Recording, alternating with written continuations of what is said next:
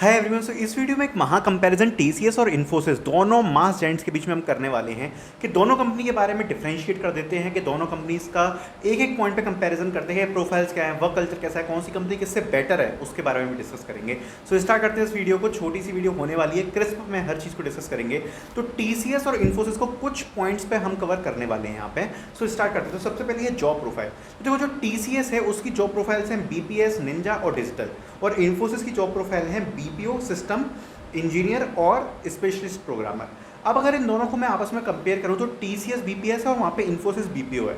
अगर दोनों में कंपेयर करूं तो यहाँ पर इन्फोसिस बीपीओ का लेवल टीसीएस बीपीएस से काफ़ी अच्छा है, बिकॉज पे पैकेज ज़्यादा है। दूसरी बात, वर्क कल्चर के हिसाब से भी सही है और वर्क क्वालिटी भी कहीं ना कहीं इन्फोसिस बीपीओ की टीसीएस बीपीएस से बढ़िया है। सो यहाँ पर इन्फोसिस बीपीओ को मैं एक रैंक हायर रखूँगा। फिर आता है TCS Ninja versus system engineer.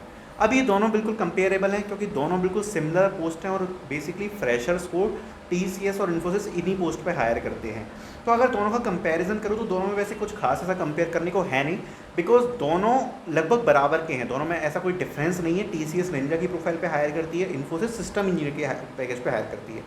जो टीसीएस का निंजा वाली प्रोफाइल है उसका पे पैकेज होता है लगभग 3.5 एलपीए के आसपास, जो एवरेज पैकेज है। और जो इन्फोसिस का सिस्टम इंजीनियर है उसका लगभग पे पैकेज है 4.1 एलपीए का एवरेज। तो ये दोनों के बीच में पैकेज का डिफरेंस है, तो थोड़ा सा इन्फोसिस का पैकेज आपको यहाँ ज़्यादा देखने को मिलता है। दोनों के पर्क्स एंड बेनिफिट की बात करूँ तो दोनों के लगभग सिमिलर पर्क्स एंड बेनिफिट हैं, और जो पूरा वर्क है वो उस पर डिपेंड करता है कि आपको कौन सा डोमेन सेलेक्ट किया गया है, कौन से डोमेन में आप ट्रांसफ़र किए जा रहे हो। तो ये दोनों पोस्ट बिल्कुल सिमिलर हैं। अगर अगली प्रोफाइल की बात करूँ तो वो है टीसीएस की डिजिटल और इन्फोसिस की स्पेशलिस्ट प्रोग्रामर। अगर इन दोनों का कंपेयर करूँ तो यहाँ स्पेशलिस्ट प्रोग्रामर की जो पोजीशन है इन्फोसिस, वो ऑब्वियसली टीसीएस से बाजी मारती है डिजिटल की अपेक्षा, क्योंकि टीसीएस डिजिटल का केवल पे पैकेज ज़्यादा है, वर्क में ऐसा कुछ खास डिफ्रेंशिएट नहीं आता निंजा और डिजिटल के बीच में। जो टीसीएस डिजिटल की पोस्ट है उसमें भी कुछ ऐसा कुछ खास बढ़िया काम करने को देखने को नहीं मिलता, जबकि स्पेशलिस्ट प्रोग्रामर जो इन्फोसिस में पोस्ट है उसको बढ़िया कोडिंग वाला वर्क मिलता है डेवलपमेंट का, और कहीं ना कहीं वो पोस्ट इन्फोसिस के सिस्टम इंजीनियर से ज़्यादा डिफरेंशिएट करती है, इसलिए ये पोजीशन इन्फोसिस में बेटर है टीसीएस से। अगर दोनों के पे पैकेज की बात करूं तो टीसीएस डिजिटल के लिए टीसीएस पे कर रही है लगभग 7 लाख रुपए, और स्पेशलिस्ट प्रोग्रामर के लिए इन्फोसिस पे कर रही है लगभग 9.5 लाख। तो यहाँ पर भी इन्फोसिस की जो पैकेज है वो ज़्यादा है, तो ऑब्वियसली इन्फोसिस यहाँ पर टीसीएस से आगे निकलती है। अब आगे बढ़ते हैं और आगे चीज़ों पर बात करते हैं। अब पैकेज कंपैरिजन हम कर चुके हैं, जॉब प्रोफाइल हम कंपेयर कर चुके हैं। अब बात करते हैं कि ईजी टू एंटर, टीसीएस और इन्फोसिस में दोनों में से ईजी टू एंटर कंपनी कौन सी है। तो देखो, अगर मैं बात करूं ऑन कैंपस की, तो ऑन कैंपस में दोनों में ज़्यादा डिफरेंशिएट नहीं आता है। ऑन कैंपस में दोनों कंपनीज़ का ही जो इंटरव्यू है या ऑनलाइन टेस्ट है, जो भी है, सबका लेवल बराबर है। तो ईजी टू एंटर की अगर ऑन कैंपस बात करूँ तो दोनों कंपनीज एक सी हैं। अगर बात करूँ ऑफ कैंपस, तो ऑफ कैंपस में ईजी टू एंटर है टीसीएस, बिकॉज इन्फोसिस की ऑफ कैंपस में एक तो हायरिंग्स कम होती हैं, साढ़े साथ में। जो दूसरी बात है वो ये है कि फ्रेशर की हायरिंग्स खासकर इन्फोसिस काफ़ी कम करती है ऑफ कैंपस में। वहीं टीसीएस ईजी टू एंटर इसलिए है क्योंकि टीसीएस में हायरिंग्स कंटिन्यूसली होती रहती हैं। टीसीएस का ऑफ कैंपस का इंटरव्यू इजी है और जो एप्टीट्यूड क्वेश्चंस आते हैं वो भी इजी हैं। इन्फोसिस का एप्टीट्यूड टेस्ट काफ़ी ज़्यादा डिफिकल्ट है। टीसीएस डिजिटल भी इन्फोसिस के पावर प्रोग्रामर के एंटर करने से ज़्यादा इजी है। टीसीएस डिजिटल उतना ज़्यादा डिफिकल्ट नहीं है, बट इन्फोसिस का power programmer is one of the toughest coding competition जो हैक विथ इन्फी के थ्रू होता है। सो यहाँ अगर मैं ऑफ कैंपस की बात करूँ तो टीसीएस में एंटर करना ईजी है, इन्फोसिस में जॉब लेना मुश्किल है। तो ये भी एक डिफरेंशिएशन का पॉइंट आ जाता है। अब बात करते हैं वर्क लाइफ बैलेंस की। तो अगर देखो, वर्क लाइफ बैलेंस की बात करूँ तो टीसीएस और इन्फोसिस दोनों का वर्क लाइफ बैलेंस कंपेरेबल नहीं है। इसलिए कंपेरेबल नहीं है क्योंकि टीसीएस भी एक सर्विस बेस्ड कंपनी है और इन्फोसिस भी एक सर्विस बेस्ड कंपनी है, और सर्विस बेस्ड कंपनीज की जो वर्क लाइफ बैलेंस है वो हमेशा प्रोजेक्ट और मैनेजर पर डिपेंड करते हैं। अब दोनों में ये डिपेंड करता है कि आपको प्रोजेक्ट कौन सा मिलेगा, तो उस पर आपका वर्क लाइफ बैलेंस डिसाइड हो पाएगा। बिकॉज अगर क्लाइंट हेक्टिक है तो इन्फोसिस भी हेक्टिक हो सकती है, टीसीएस भी हेक्टिक हो सकती है। अगर क्लाइंट इजी गोइंग है तो टीसीएस भी इजी हो सकती है और इन्फोसिस भी इजी हो सकती है। तो ये डिपेंड पूरा करने वाला है कि आपका प्रोजेक्ट कितना हेक्टिक है, आपका मैनेजर कैसा है, वर्क प्रेशर कैसा है। ये पूरा प्रोजेक्ट डिपेंडेंट है, इसमें कंपनी का लेना देना कुछ भी नहीं है। आगे बढ़ते हैं और आगे डिस्कस करेंगे। वर्क लाइफ बैलेंस हमने डिस्कस कर लिया, आगे हम डिस्कस करने में वर्क क्वालिटी। देखो, अगर वर्क क्वालिटी की बात करो तो यहाँ दोनों की ही वर्क क्वालिटी उतनी अच्छी नहीं है। दोनों की जो वर्क क्वालिटी है वो ठीक ठाक है, ठीक ठाक आप बोल सकते हो। बट अगर कंपेयर करने की बात करूँ तो यहाँ TCS में आपको ऐसे प्रोजेक्ट्स ज़्यादा मिलेंगे जिसमें work related to support role ज़्यादा होता है, जिसमें आप डॉक्यूमेंटेशन वगैरह ज़्यादा कर रहे होते हो। इन्फोसिस में भी ऐसे काफ़ी सारे प्रोजेक्ट हैं बट TCS से कम है। सो वर्क क्वालिटी की अगर बात करूँ, लर्निंग पर्सपेक्टिव की बात करूँ, तो ये भी प्रोजेक्ट डिपेंडेंट होता है कि आपको कौन सा प्रोजेक्ट मिल रहा है। अगर आपको कोई इम्प्लीमेंटेशन प्रोजेक्ट मिल रहा है, डिप्लॉयमेंट प्रोजेक्ट मिल रहा है, तो आपका उसमें वर्क क्वालिटी काफ़ी ज़्यादा बढ़िया होगा। तो इसमें भी वैसे कुछ ज़्यादा कंपेरेबल तो नहीं है, तब भी दोनों के प्रोजेक्ट्स लगभग सेम ही हैं, आपको वर्क लगभग एक से ही देखने को मिलता है।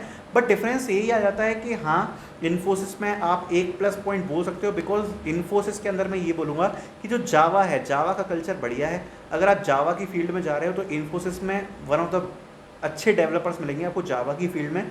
और जावा का जो स्क्रैच से लेके स्प्रिंग बूट से, मतलब जो उनका एक पूरा आर्किटेक्चर है वो काफ़ी बढ़िया है, जावा प्रोजेक्ट्स अच्छे से इंप्लीमेंट किए जाते हैं, तो वो इन्फोसिस का एक बेटर पॉइंट है। वरना अगर वर्क क्वालिटी की बात करूँ तो दोनों में लगभग एक है, और ये भी प्रोजेक्ट डिपेंडेंट होता है कि आपको कौन सा प्रोजेक्ट मिल रहा है, उसमें क्या वर्क मिल रहा है। अगर वर्क की बात करूँ तो देखो किस टाइप के प्रोजेक्ट्स मिल सकते हैं, किस टाइप के रोल्स मिल सकते हैं। तो देखो एक तो कुछ रोल होता है सपोर्ट टाइप का रोल, जिसमें आप केवल प्रोजेक्ट मैनेजमेंट कर रहे होगे, टीम्स को मैनेज करना, रिपोर्ट्स बनाना, डॉक्यूमेंटेशन, इसका काम कर रहे होगे। एक होता है आपका डेवलपमेंट, जिसमें आप डायरेक्टली डेवलपमेंट में काम करते हो, प्रोजेक्ट को डेवलपमेंट करने का, कोड पे काम करते हो सीधे सीधे, तो वो होता है डेवलपमेंट का वर्क। फिर आता है टेस्टिंग का वर्क, जिसमें आप टेस्टिंग का काम कर रहे होते हैं, नाम से क्लियर है, आप जो भी कोड लिखा है वो है उसको टेस्ट का काम कर रहे होते हैं। फिर चौथा वर्क आता है डिप्लॉयमेंट का। तो डिप्लॉयमेंट की जो टीम होती है वो चीज़ों को अच्छे से डिप्लॉय करना, प्रोडक्शन सर्वर पर चीज़ें सही चल रही हैं, तो ये उसका काम आता है, ठीक है। एक होती है डेटा टीम। अब डेटा टीम सारा डेटा को संभालना, डेटा माइग्रेशन, ये सब संभालती है। तो जनरली ऐसे काफ़ी सारी टीम्स होती हैं, तो उसमें डिपेंड करेगा कि आप कौन सी टीम में एलोकेट हुए हो, किस प्रोजेक्ट में जा रहे हो। सो उस हिसाब से आपको वर्क मिलता है। दोनों का वर्क लगभग एक ही है, ज़्यादा कोई डिफरेंस देखने को नहीं मिलेगा। अब बात करते हैं ट्रेनिंग्स की। तो देखो अगर ट्रेनिंग को कंपेयर करूँ तो कहीं ना कहीं पिछले टाइम पे TCS की ट्रेनिंग्स इन्फोसिस से बेटर होती थी, और इन्फोसिस की ट्रेनिंग्स TCS से अच्छी नहीं होती थी। बट पिछले कुछ सालों में इन्फोसिस की ट्रेनिंग का लेवल वही है, बट TCS की ट्रेनिंग्स का लेवल थोड़ा सा गिर चुका है। तो इन्फोसिस की ट्रेनिंग्स आज के टाइम पे TCS से बेटर है, बिकॉज TCS ने एक तो अपना टाइम कम किया है ट्रेनिंग्स में, और दूसरी बात जो पहले ट्रेनिंग बिल्कुल TCS का एक स्ट्रिक्ट ट्रेनिंग देने का रूल था, वैसा कुछ है नहीं, जल्दी से जल्दी कोशिश कर रहे हैं प्रोजेक्ट पर डिप्लॉय करने की। तो अगर आप एज अ फ्रेशर जा रहे हो तो आप ट्रेनिंग्स में इन्फोसिस से बेटर एक्सपेक्टेशंस रख सकते हो। अब अगली बात करते हैं लॉन्ग कैरियर के हिसाब से। तो देखो लॉन्ग कैरियर के हिसाब से TCS is better than Infosys, because देखो वैसे दोनों कंपनी की जॉब सिक्योरिटी काफ़ी बढ़िया है, दोनों कंपनीज में ले ऑफ नहीं होते हैं, बट TCS की जॉब सिक्योरिटी कहीं ना कहीं तब भी इन्फोसिस से एक पॉइंट ज़्यादा अच्छी है। TCS में सिक्योरिटी के हिसाब से तो आप बोल सकते हो कि कंपनी बढ़िया है। दूसरा लॉन्ग कैरियर के हिसाब से और TCS क्यों अच्छी है, देखो फ्रेशर पॉइंट ऑफ व्यू से जब आप एंटर करोगे तो आपका रहता है कि हम ज़्यादा से ज़्यादा चीज़ों को सीखें, बट जब आप एक एज पे आ जाते हो तो आपको अपना घर भी संभालना होता है और काम भी संभालना होता है।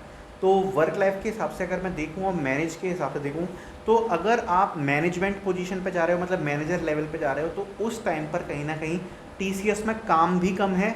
तो उस टाइम पे अब बंदे को ये होता है कि यार चलो चीज़ें सीखने वीखने का तो हो गया, मुझे अपनी एक सेपरेट लाइफ है, मेरी पर्सनल लाइफ है, तो उस हिसाब से मेरे को एक सिक्योर जॉब चाहिए, पर्सनल जॉब चाहिए, इसमें मेरा वर्क लाइफ बैलेंस भी अच्छा मेंटेन हो पाए। सो उस हिसाब से अगर आप लॉन्ग कैरियर के लिए देख रहे हो कि आपको एक कंपनी में स्टे करना है, तो कहीं ना कहीं यहाँ पे TCS एक बेटर ऑप्शन है। तो यहाँ पर मैंने काफ़ी सारे पॉइंट्स पे कंपेयर किया है TCS और इन्फोसिस को। अगर आप किसी दूसरी कंपनीज़ में भी ऐसा कंपैरिजन चाहते हैं तो वीडियो के कमेंट सेक्शन में जरूर बताना। Thank you so much for watching this video.